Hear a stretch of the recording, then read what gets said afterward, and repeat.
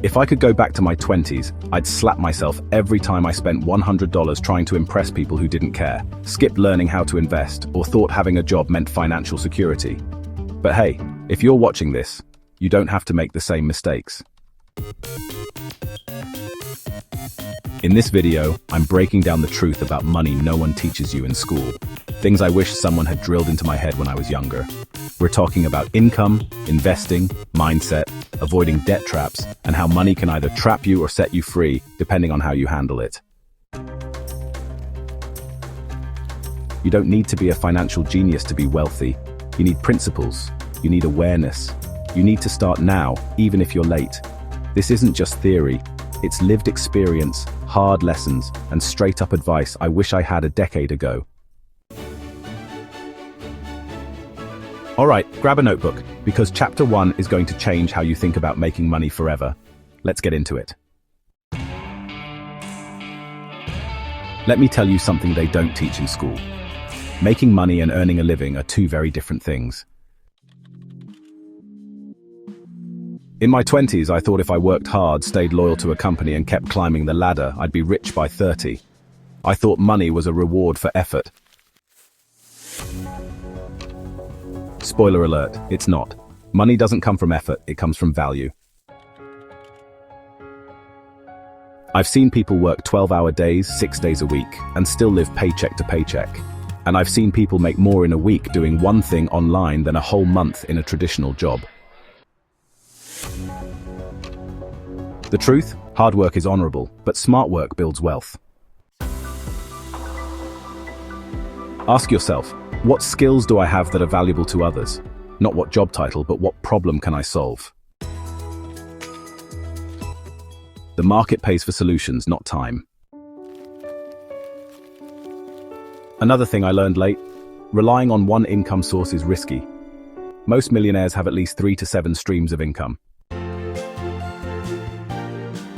In your 20s, it's the perfect time to experiment.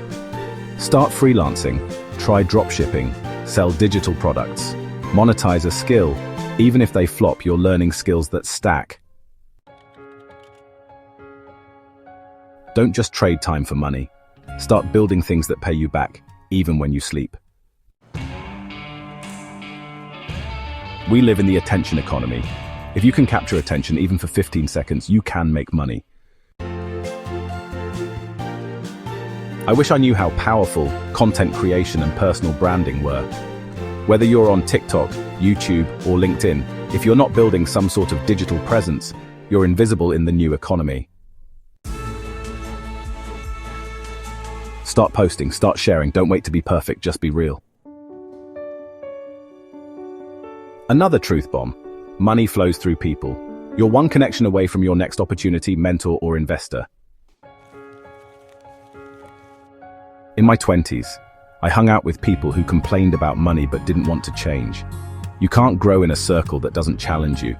Find people who inspire you to level up. Join groups, attend events, DM people you admire, add value first, and watch what happens.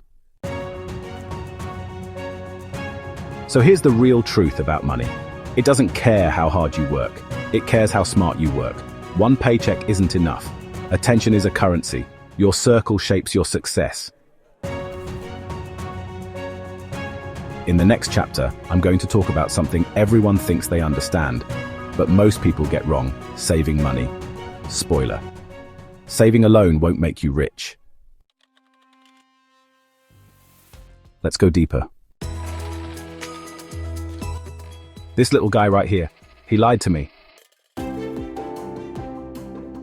I used to think saving was the key to getting rich. I had this belief that if I just saved enough, cut out the lattes, skipped vacations, and hoarded every dollar, I'd eventually reach financial freedom. But I was wrong. Don't get me wrong, saving is important, especially for emergencies. But saving alone will not make you wealthy. Why? Because your money is losing value every single year due to one word: inflation. That $10,000 in your bank today. In 10 years, it might buy you what $6,000 can buy today. You're not just saving, you're slowly bleeding. I wish someone told me early on, don't just protect your money, multiply it. The rich don't save money, they buy assets. Stocks, real estate, online businesses, intellectual property. Saving is step 1. But step 2, investing. Even a basic index fund can grow your money faster than your savings account ever will. Another thing I wish I understood, opportunity cost. Every dollar you don't invest today is a dollar that's not growing. Let's say you spend $200 on new shoes. Cool. But what if you invested that $200 instead?